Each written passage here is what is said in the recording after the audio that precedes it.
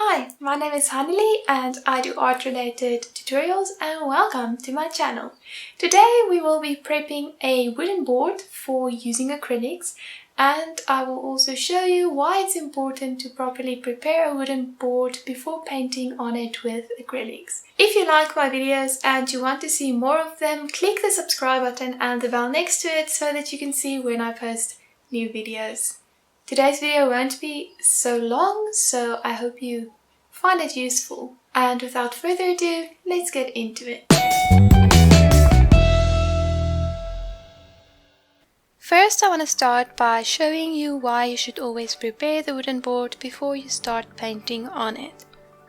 This is a painting that I made in 2013, so I know it's 7 years ago, but the cracked and chipped edges that you can see here on the edge of the board happened a few months after I made the painting. And this is a little bit unfortunate to me. The scene that I painted is quite nice, and now it has this worn, chipped look. And you can see, apart from the chipped edges, the paint also cracked and lifted in some places. The reason why this happens and why it's important to prime your wooden surfaces before painting with acrylics is because wood can absorb water and it sets out a little bit and it shrinks a bit depending on the humidity and the temperature outside, but acrylics doesn't really respond well to that stress. Without proper priming, it starts to crack and lift off. So we are just starting out with a hardwood board. It's not really pretty or anything. I think something was stuck to it at a point, but it doesn't really matter because we are going to prime this one properly. I'm first just starting out by taking some sanding paper and making sure that especially the ridges of the wood is completely flat. So there's a ridge at the bottom and at the side that I just want to get rid of. I don't want my paint to start peeling off there. After being done with the sanding part, I just brush off all of the dust with a soft paintbrush. And now it's time to start sealing it. Now you get a lot of different sealants on the market and you're more than welcome to experiment with all of them, but I also know that a normal glaze medium works quite well. So I have this at the moment lying around, so I'm just going to use this glaze medium to seal it with. This just blocks the wood from absorbing humidity when it is hanging anywhere.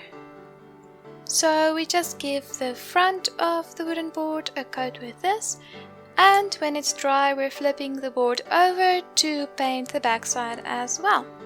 I like to be very thorough with what I'm doing, so I'm just giving the board another coating of medium in the front and another coating in the back, and that way I'm very sure that the board is sealed.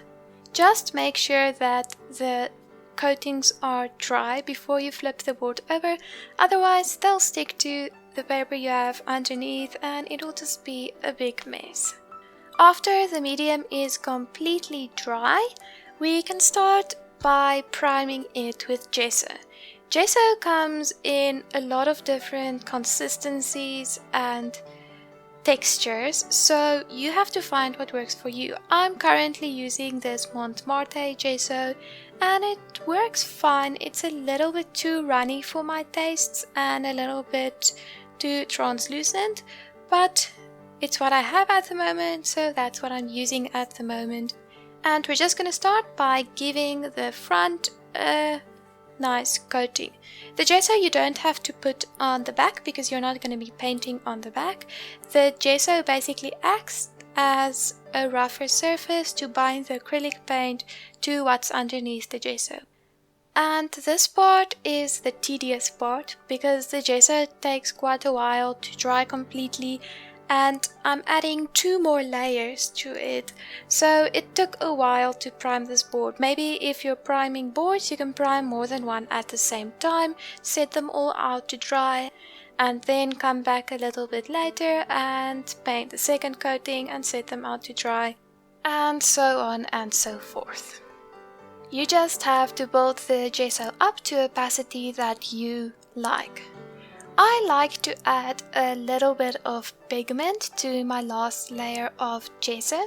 This just stops the intimidating white canvas effect and gives you a base color to work with when you're making a painting. So for this one, I just chose a blue. And there you have it. This is my way of preparing a wooden board for painting with acrylics. Let me know in the comments what you usually do to prepare your surfaces. I would love to hear from you. And I also realized that there are a variety of techniques on how to prepare a surface, and this is my way of doing it. Thank you for watching this video. I really appreciate each view. If you liked it, please consider giving it a thumbs up, and if you want to see more of my content, click the subscribe button so that you can see content every time that I post it. Have a wonderful week, and I'll see you next week. Bye!